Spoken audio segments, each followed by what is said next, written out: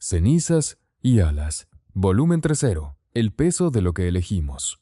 Hay una diferencia entre sobrevivir el fuego y aprender a vivir con las cicatrices. Valeria Ramos tardó 26 años en entender que ambas cosas podían ser ciertas al mismo tiempo. Capítulo 1. El doctorado es una guerra. Nadie te dice la verdad sobre el doctorado. O sí te la dicen, pero lo hacen en un tono tan clínico, tan académico, tan pulcramente distante, que las palabras entran por un oído y salen por el otro sin dejar marca. Es un proceso exigente. Requiere resiliencia. Habrá momentos difíciles.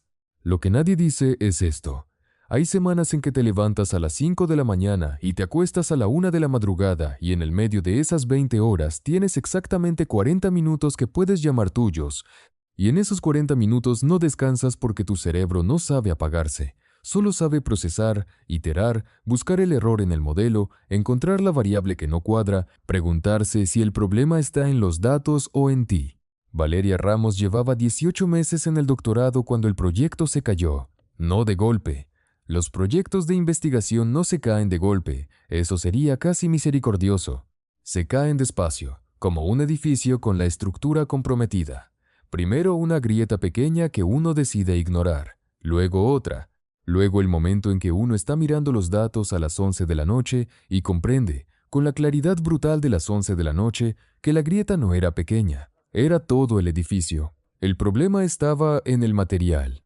El polímero biodegradable que habían elegido para el armazón de la válvula, el mismo que había brillado en Ginebra, el mismo que había convencido a 3 instituciones de abrir sus carteras, mostraba una tasa de degradación acelerada en condiciones de pH variable. En teoría, el pH del entorno cardíaco era estable. En teoría, en la realidad de los ensayos con tejido bovino, el pH fluctuaba, y la válvula, bajo esas fluctuaciones, se deterioraba demasiado rápido. No en todos los casos. En el 32%. 32 de cada 100 pacientes hipotéticos verían fallar el dispositivo antes de los 5 años. Valeria pasó 3 días verificando los datos, los corrió de nuevo, cambió los parámetros del modelo, los corrió otra vez. Llamó a Daniela a las 2 de la mañana del tercer día, no para hablar sino solo para tener una voz humana al otro lado mientras miraba la pantalla. Está mal, le dijo. Todo el año y medio está mal. Mal como hay que ajustar, o mal como hay que empezar de cero. Una pausa larga. Mal como hay que encontrar otro polímero. Rediseñar el armazón. Repetir los ensayos. ¿Cuánto tiempo? 1 año. Mínimo. Silencio de Daniela. No el silencio de quien no sabe qué decir, sino el de quien sabe exactamente qué decir y está eligiendo las palabras con cuidado. Valeria, no me digas que está bien. No iba a decirte eso. Entonces, iba a decirte que encontraste el error antes de que llegara a un paciente real. Una pausa. Eso es exactamente para lo que existe la investigación. Valeria cerró los ojos. Tenía razón. Era exactamente para eso. No hacía que doliera menos. Pero era exactamente para eso. Capítulo 2. El doctor Afuentes y las verdades incómodas. El doctor Fuentes escuchó el reporte completo sin interrumpirla. Era su cualidad más valiosa y más desconcertante. Podía escuchar durante 40 minutos sin mover un músculo de la cara, sin dar pistas de lo que pensaba, con esa quietud de quien ha aprendido que la mayoría de las cosas importantes se dicen en la segunda mitad de cualquier conversación. Cuando Valeria terminó datos, análisis, proyección de tiempos, propuesta de rediseño, el doctor Fuentes se quedó en silencio exactamente 8 segundos más. Luego dijo, ¿cuándo encontró el error? Hace 4 días. ¿Por qué tardó 4 días en decirme? Valeria abrió la boca. La cerró. Quería estar segura. ¿O quería haber encontrado la solución también, para no tener que venir solo con el problema? El silencio que siguió fue del tipo que no se puede fingir. Las dos cosas admitió Valeria. El doctor Fuentes asintió, como si eso fuera exactamente la respuesta que esperaba y exactamente la respuesta que necesitaba escuchar. Ramos. Se quitó los lentes. Los limpió con el borde de la bata, un gesto que Valeria había aprendido a identificar como el preámbulo de algo que valía la pena escuchar. Usted es la investigadora más capaz que he tenido en este laboratorio en 12 años. Eso no es un halago, es una observación. Gracias. No he terminado. Se puso los lentes de vuelta. También es la que más le cuesta pedir ayuda. Y eso, en la investigación, no es una virtud, es un riesgo. Los errores que no se comparten a tiempo se vuelven más grandes.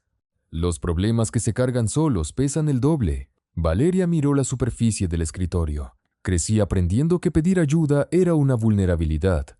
Lo sé, una pausa breve. Y aquí no lo es. ¿Entendido? Otra pausa. Entendido. Bien. El doctor Fuentes abrió su computadora. Ahora cuénteme su propuesta de rediseño. Tengo 2 ideas sobre el polímero que quiero contrastar con las suyas. Y así, sin ceremonias, empezaron a trabajar. Capítulo 3. Rodrigo y las grietas. La relación con Rodrigo era buena. Eso era lo que Valeria se decía a sí misma cuando le preguntaban, y lo que se decía cuando no le preguntaban, y lo que repetía internamente en los momentos en que algo en su pecho le sugería que buena y suficiente no eran exactamente la misma cosa. Era buena porque se respetaban, porque las conversaciones eran interesantes, porque Rodrigo era el tipo de persona que leía los artículos que ella le mandaba y luego los discutía con genuino entusiasmo, porque era amable de una manera constante y sin aspavientos, sin necesidad de audiencia. La grieta era más pequeña y más fundamental. Rodrigo quería una vida que Valeria no sabía si podía darle. No lo había dicho con esas palabras. Rodrigo era demasiado inteligente para decirlo con esas palabras directamente. Lo decía de otras maneras, mencionando a sus sobrinos con una ternura específica, hablando del departamento de sus amigos que acababan de comprar como si fuera una etapa natural, preguntando una vez, solo una vez, qué pensaba Valeria del futuro a largo plazo. Valeria había respondido hablando del doctorado, del postdoctorado, de la investigación. Rodrigo había escuchado con su expresión habitual, que era buena para no revelar nada, y había cambiado el tema. La conversación no resuelta se había quedado flotando entre los dos como un objeto que ninguno de los dos quería recoger del suelo. La crisis llegó un domingo. Los domingos tenían fama de ser días tranquilos. En la vida de Valeria, los domingos eran los días en que el trabajo faltaba, pero la cabeza seguía igual de ocupada, y esa combinación producía a veces claridades que el resto de la semana era demasiado ruidosa para permitir. Estaban en el departamento de Rodrigo. Él cocinaba algo que olía bien, y ella estaba supuestamente leyendo un artículo, pero en realidad llevaba 20 minutos mirando la misma página sin avanzar. Valeria levantó la vista. Rodrigo había apagado la estufa y estaba parado en la entrada de la cocina con ese gesto de los brazos cruzados que no era defensivo sino el modo en que ponía el cuerpo cuando iba a decir algo que le costaba. Necesito hacerte una pregunta y necesito que la respuesta sea honesta, aunque sea incómoda. Valeria dejó el artículo. ¿Qué quieres de esta relación? La pregunta era directa y justa, y Valeria la había estado evitando durante 6 meses. A ti dijo, porque eso era verdad. Eso no es lo que te pregunté. Una pausa. Lo sé. Rodrigo se sentó frente a ella, no cerca, sino en la silla del otro lado de la mesa, la distancia justa para una conversación difícil. Yo quiero construir algo contigo, dijo. No mañana, no urgente, pero quiero saber que vamos hacia algo, que hay un hacia en esto. Una pausa. ¿Lo hay? Valeria sintió el peso de la pregunta posarse sobre ella como algo físico.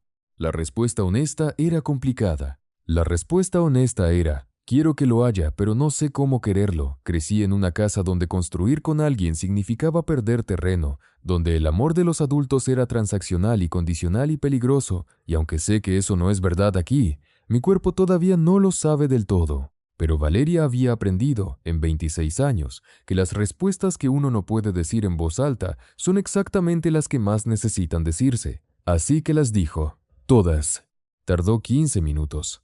Hubo un momento en que tuvo que parar y beber agua porque la voz se le quebró en un punto que no esperaba. Rodrigo no le interrumpió ni una vez. Cuando terminó, el silencio duró un poco. Gracias, dijo Rodrigo finalmente. ¿Gracias? Por decirlo. Sus ojos eran directos y sin lástima, que era exactamente lo que Valeria necesitaba. No necesito que tengas todo resuelto, solo necesito que estés en esto conmigo mientras lo resolvemos. Valeria lo miró. Pensó en su padre mirando el suelo, en Marta con sus miedos convertidos en crueldad, en todos los adultos que había conocido que habían elegido la salida cobarde cuando las cosas se pusieron complicadas. Pensó en que ella había jurado, sin jurarlo formalmente, que no iba a ser ninguno de ellos. Estoy en esto, dijo. Y lo decía en serio. Bien. Rodrigo se levantó, volvió a la cocina, encendió la estufa. Entonces come algo. Llevas 2 días olvidándote de comer y eso no le hace bien a nadie. Valeria soltó una carcajada corta, sorprendida. ¿Así terminas esa conversación? Así terminó esa conversación. La miró por encima del hombro. ¿Arroz o pasta? Pasta. Correcto. Capítulo 4. El polímero y el milagro aburrido. Los milagros en la ciencia son aburridos. No hay destellos de luz, ni música de fondo, ni un momento cinematográfico en que todo encaja de repente. Los milagros en la ciencia son meses de trabajo sistemático, hipótesis descartadas, callejones sin salida navegados con paciencia, datos revisados por 14ª vez a las 11 de la noche. El nuevo polímero lo encontraron en el mes 7 del rediseño. No lo encontró Valeria sola. Lo encontraron ella y el doctor Fuentes y una investigadora externa llamada Dra Park, especialista en biomateriales de la Universidad de Seúl con quien el doctor Fuentes llevaba años queriendo colaborar y para quien el problema de Valeria resultó ser exactamente el tipo de problema que la hacía levantarse con ganas por las mañanas. La Dra Park llegó al laboratorio un lunes, menuda y precisa y con una energía que hacía que todo el mundo en la sala se pusiera más alerta sin saber exactamente por qué, y en la primera reunión miró los datos de Valeria durante 20 minutos en silencio y luego dijo: «El problema no es el polímero, es la configuración de la red molecular. Si modificamos la densidad de entrecruzamiento en un 17% y añadimos un componente de celulosa bacteriana como refuerzo, la tasa de degradación se estabiliza». Todos la miraron. «¿Cómo de segura está?», preguntó Valeria. «92%. Una pausa. El 8% restante es para lo que están los ensayos». El doctor Fuentes miró a Valeria. Valeria miró los datos. Luego miró a la Dra Park. «¿Cuándo podemos empezar?». Los siguientes 4 meses fueron los más intensos y los más vivos de la vida académica de Valeria. Trabajaba con la Dra Park con la afinidad específica de 2 mentes que funcionan de manera complementaria. Valeria más intuitiva en la aplicación clínica, la Dra Park más sistemática en la química del material, las dos suficientemente competitivas para exigirse mutuamente y suficientemente maduras para saber cuándo ceder. Los ensayos con el nuevo polímero reforzado mostraron una tasa de degradación estable en el 97% de los casos. El 3% restante eran casos de pH anormalmente extremo, condiciones clínicas que en un paciente real indicarían problemas subyacentes mucho más graves que la válvula. Era, en la práctica, un éxito. El día que confirmaron los datos finales, la Dra Park propuso ir a cenar. Valeria llamó a Daniela desde el taxi. «Funcionó», dijo. «Solo eso». Del otro lado, Daniela tardó un segundo. Luego: «Sabía que ibas a decirme eso. Lo sabía desde el primer día». Capítulo 5. La llamada que no esperaba. Su padre llamó un jueves de octubre, a las 6 de la tarde. Ya era un hábito establecido. Los jueves, irregularmente, cuando su padre tenía algo que decir o simplemente quería escuchar cómo estaba. Las llamadas duraban entre 20 minutos y 1 hora. Hablaban de su investigación, de la salud de su padre, de cosas pequeñas que no eran pequeñas. Una película que él había visto, un libro que ella estaba leyendo, el vecino del jardín trasero que había plantado tomates. Era, sin dramatismo y sin prisa, la reconstrucción de algo. No de lo que había sido, eso no podía ser. Y Valeria ya no lo quería, sino de algo nuevo, más honesto, más consciente de sus límites y sus posibilidades. Pero ese jueves su padre no llamó para hablar de tomates. Valeria. La voz tenía esa textura que ya conocía, la de las cosas importantes. Marta y yo nos estamos separando. Valeria procesó eso en silencio. ¿Estás bien? Sí. Una pausa. No fue repentino. Llevamos tiempo en esto. Creo que los dos sabíamos desde hace mucho. ¿Y Sofía? Sofía está con su madre. Eso no va a cambiar. Una pausa más larga.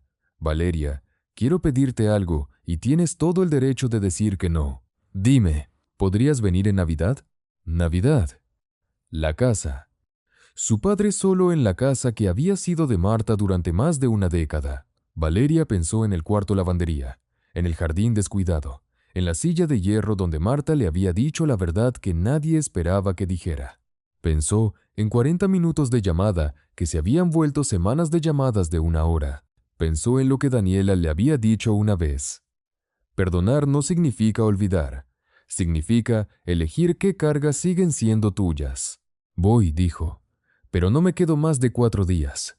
Una pausa. Con 3 me conformo, dijo su padre. Y en su voz había algo que Valeria tardó un momento en identificar. Alivio. El alivio genuino de alguien que no estaba seguro de merecer la respuesta que recibió. Capítulo 6. Navidad. La casa olía diferente, no a miedo. Tampoco todavía a hogar. A algo intermedio, provisional, como un cuarto recién pintado que todavía no ha absorbido la vida de quien lo habita. Su padre había intentado decorar. Lo había hecho con la torpeza entrañable de alguien que nunca antes lo había hecho solo, luces navideñas torcidas, un árbol artificial con la mitad de los adornos en el mismo lado porque nadie le había dicho que había que distribuirlos. Valeria colgó los adornos faltantes en silencio, del lado vacío, mientras su padre la miraba desde el sillón con una expresión de gratitud que no sabía cómo convertir en palabras. Rodrigo había venido también. Eso había sido una negociación.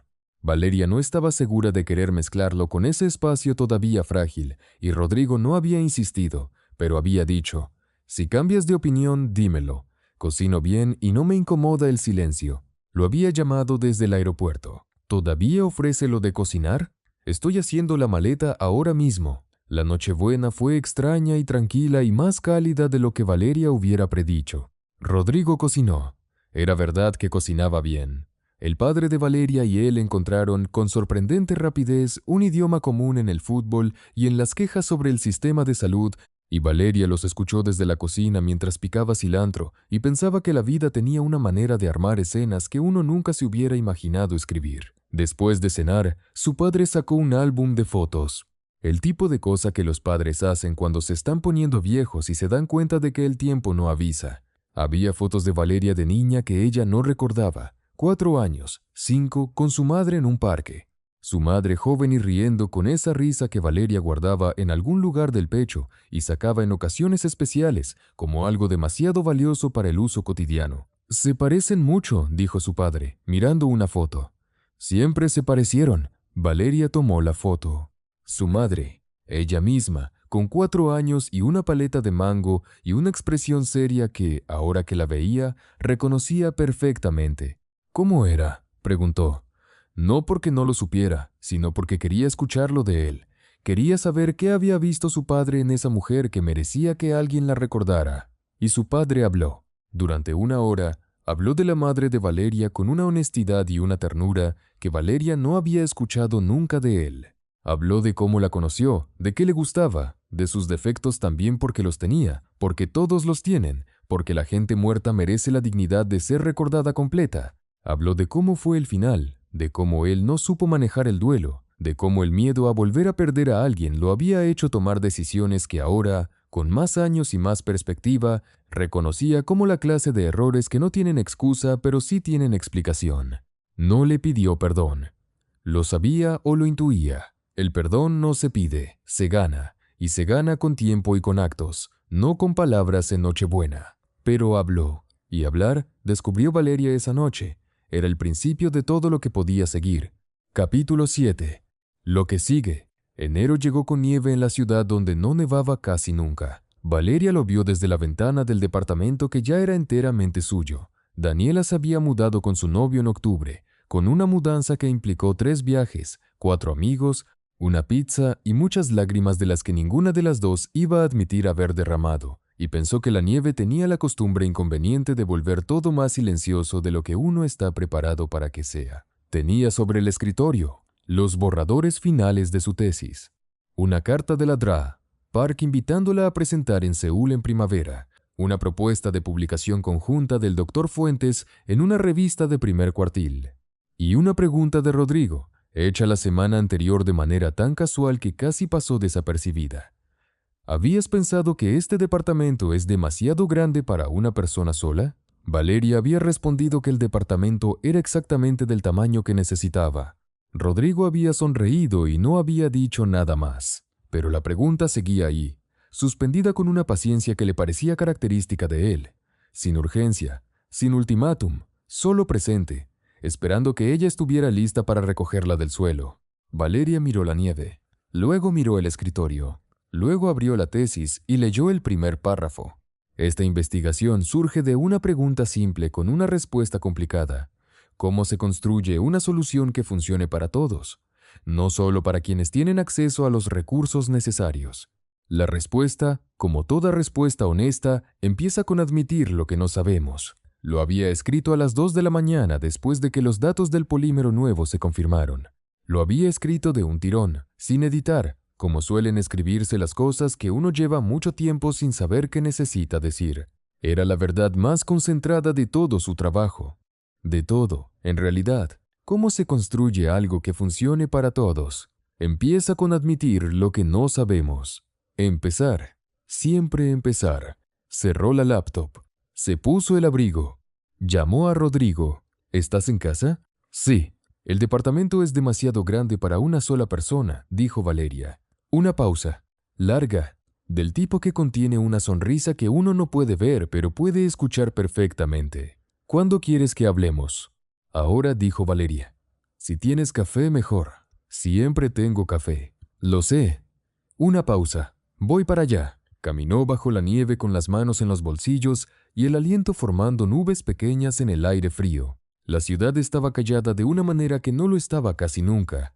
Valeria pensó en la niña de las escaleras, en la maleta pequeña, en el autobús de las 6, en Ginebra, en el polímero que falló y el polímero que funcionó, en su padre con las luces navideñas torcidas, en Daniela y los post-its en el espejo, en todo el camino. Y pensó, caminando hacia algo nuevo bajo una nieve que no era habitual pero que había llegado de todas formas, que la vida tenía esa cualidad.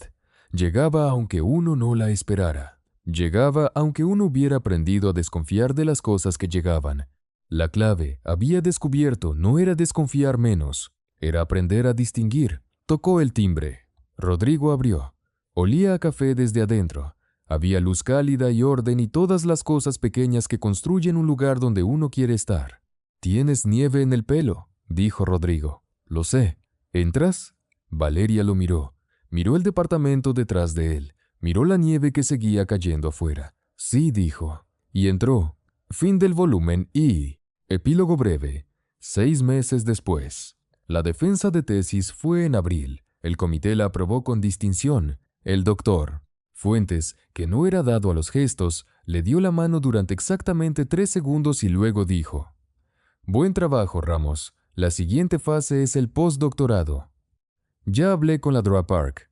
Daniela llegó con flores amarillas, las mismas de siempre las mismas, y con una torta que había encargado que decía Dra Ramos en letras de merengue azul. Rodrigo llegó tarde porque había tenido una emergencia en el hospital. Entró corriendo todavía con la bata puesta. Vio a Valeria con el título en la mano y se detuvo. La miró. Solo la miró, de la manera en que uno mira algo que le importa de verdad, completo, sin prisa, sin dividir la atención. «Lo lograste», dijo. «Lo logramos», dijo Valeria, y la palabra plural era nueva en su boca, pero le cabía bien. Rodrigo sonrió, y luego, porque era quien era, señaló la torta. «¿Puedo?» «Sirve». Esa noche, cuando todos se habían ido y el departamento estaba en ese silencio ordenado que sigue a las celebraciones, Valeria se sentó en el suelo con la espalda contra el sofá y el título enmarcado en el regazo. «Doctora Valeria Ramos». Lo leyó una vez, 2, 3. Pensó en su madre, en las flores amarillas que la tía Lucero siempre traía, en los ahorros guardados durante años de doble turno, sabiendo que no estaría para verla usarlos. La veía ahora, desde algún lugar que Valeria no podía ver. No lo sabía, nunca lo sabría, pero eligió creer que sí. Elegirlo le costaba nada y le daba mucho, y Valeria Ramos había aprendido, a lo largo de una vida entera de elegir lo difícil, que a veces la elección más sabia era también la más sencilla. Cerró los ojos. «Lo hice», mamá dijo en voz baja, al silencio, a la habitación, a ningún lugar y a todos al mismo tiempo. El silencio no respondió, pero se sintió, inexplicablemente, menos vacío.